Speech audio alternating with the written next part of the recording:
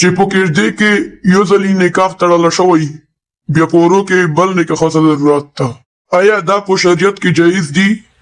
دا ډېر زبردست سوال دا چې په یوې نوې باندې دوه نکاحونه، یعنی آیا په شریعت کې دا جایز دي چې یو ځلې په کېږدۍ کې په نکاح وتړي په نوې باندې، بیا چې بیا رخصتي وشي بیا دوباره بیا رخصتۍ نه بعد بل نکاح تړل کېږي؟ آیا چې د اپیله نکاح معتبر ده که د دویم؟ که بیا چیرې اوله یو نکاح معتبر وي چې د کوم کېږدۍ والا ده، بیا د رخصتۍ نه بعد چې کوم نکاح ته په شریعت کې د دې څه حکم ده؟ دا د فقه حنفي یو مسلمه اصول ده.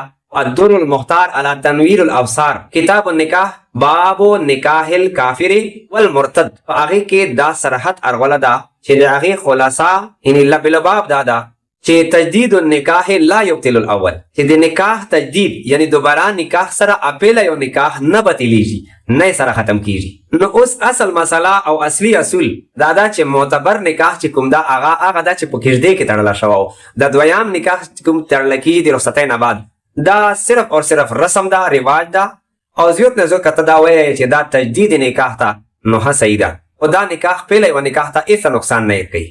اوس سوال دا پیدا کیږي چې یاره د دویم نکاح چې موږ په رخصتۍ کې تړو ملعونو دا چېرته نه راوایستل، دې څه حیثیت ته څه ضرورت ده؟